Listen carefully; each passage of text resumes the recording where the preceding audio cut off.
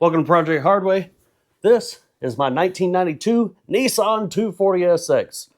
And after 34 years, wouldn't you know it, the factory original radiator done cracked and sprung a leak. And while that's not too big of a deal and those things aren't too expensive, they go for about $100 for a replacement, I'd still much rather spend that money on something else. So instead of replacing the entire radiator, what we're going to do is we'll go patch it. They got these little kits that you can buy down at your local auto parts store. It's a plastic tank and radiator repair kit. It's a 2-part epoxy with some fiberglass resin. It even comes with a little sandpaper to prep the area. It's about 20 bucks. And they usually tend to work pretty well for the type of damage we've got here. So let's get into that. I'm going to show you how quick and easy this can be. And it's about 1/5 of the price of a new radiator. Okay, so to start, I'm going to show you what kind of damage we're working with here. You can see where it was spraying coolant. But up here, it's going to be hard for the camera to focus and pick it up. But there's this little line. That thing's about 3/4 of an inch long. That is a crack in the tank. Okay, so with the area we're working with, I'm going to go ahead and remove this radiator bracket and get this hose out of my way just to give myself a little more room to work with. Then we're going to clean that area because we're using an epoxy. And I don't want to use, epoxy on something that's got slippery old coolant on it. All right, start by just wiping off with a clean microfiber to get any easy to get off stuff off of there. If that makes sense. It's a little dirty. Don't want that stuff mixing into your epoxy. Now, why not? Brake clean. Bam!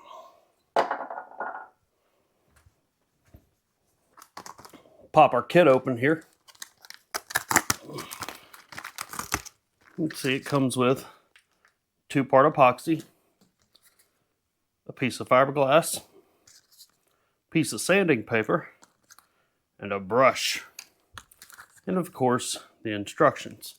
Before you get started, read the instructions all the way through. Make sure you've got the time, the setting, the tools, the materials, and the understanding, because once you start this process, you kind of got to finish it. Read the instructions all the way through before you start working. So we'll start by sanding an area larger than the actual damaged area because we've got to encapsulate the entire area. The sandpaper is going to give the epoxy something to dig into on this surface because it's going to make it very rough. If you it's like glue or tape or anything else, you put it on a shiny, smooth surface and it can come off that easily. With it sanded and roughed up, it's got something to bite hold of. This is an oddly shaped area. It's not perfectly flat. So get all your angles. Now clean it again. All right, so now that I've got everything sanded and cleaned up, need to cut a piece of fiberglass that's essentially the size of our sanded area so we can cover it up. I would suggest wearing gloves at this point. I was going to myself, but my wife used all my nitrile gloves and then didn't tell me that she used all my nitrile gloves. So this is going to get messy for me. Save yourself. So we've got our fiberglass. We've got our epoxy. What the instructions say to do is squeeze these to burst the seam in the middle and then knead it together to mix them. Should take no more than about 30 seconds. And then once you've done that, you've only got 5 minutes to work with this stuff. So you got to get on it. Let's see if we can. Oh yeah, there we go. We're in there. We'll get all that down in there. As much of it as I can. Frantically. Hurry up. Oh yeah, squeeze in there. Now we're going to knead this around. Back and forth, I guess. Come on. Wow, this does not mix very well in this package. I would have almost rather squirted it out onto something and then mixed it by hand. Come on, buddy. it's all hard up here already from just being what it is. Come on. And keep going until I get that mixed up. There we go. That might get it done a little different, a little better. All right, remember, we're now on the clock. Got less than 5 minutes.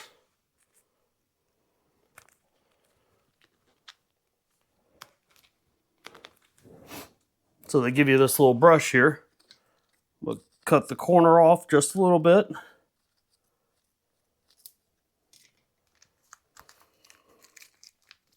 This is a small repair, so I don't need a lot of product here. We'll squeeze some out there. I'm just going to cover this area. Wow. Wow. I must have picked up a piece of fiberglass in there somewhere already. Ooh, it's hot, getting warm. That's how you know it's working. All right. It's not pretty, but it's on there. Now I'm going to take my little piece of fiberglass, smush it down into that. Bing, bing, bing, bing, bing, bing, bing, bing, bing, bing.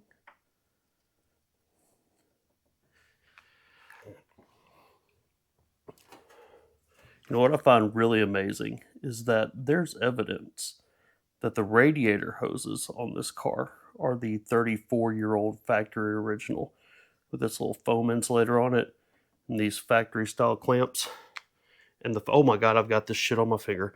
The fact that those hoses are still intact and the radiator busted before they did is amazing. Absolutely astounding. All right, this package is good and hot, which means we are activated and epoxy is epoxying. So now we'll put a layer on top of there, brush that into the fiberglass.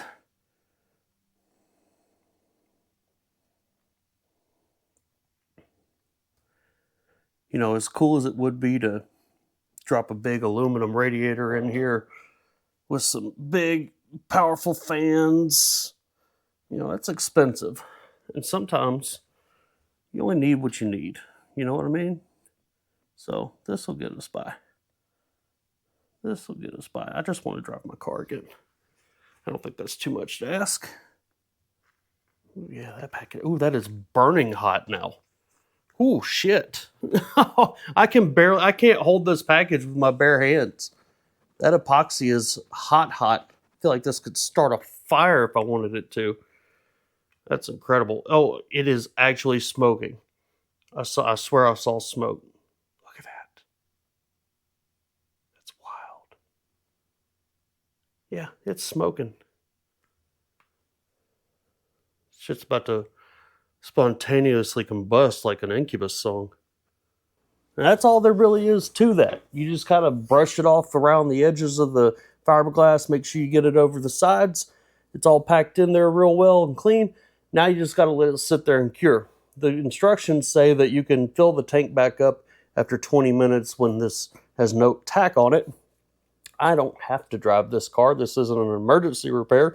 So I'm just going to let it sit for as long as I feel like it. And then we'll top it up and turn it on and make sure it doesn't leak after everything warms up and pressurizes. And hey, look, if you want to know more about this car or see me do more with it, give the video a like. Maybe drop a comment down there and, you know, say, hey, tell us more about that car. Or drop a comment down there and tell me about how this is stupid and I should have just bought another radiator. And I'll argue with you in the comments section. Well, there now, it's been sitting for about a day. It's hard as a rock. It's not very pretty. And to be honest, I probably should have gone over the edges of the fiberglass a little better. But the only thing left to do now, put my bracket back on. I'm going to top up the system, burp all the air bubbles out of it, and then let it set and pressurize and make sure that that isn't going to leak. Well, there we go. I've done some heat cycles on this thing. It's gotten hot, cold, hot, cold. I've driven it around a little bit, torture tested it a little bit.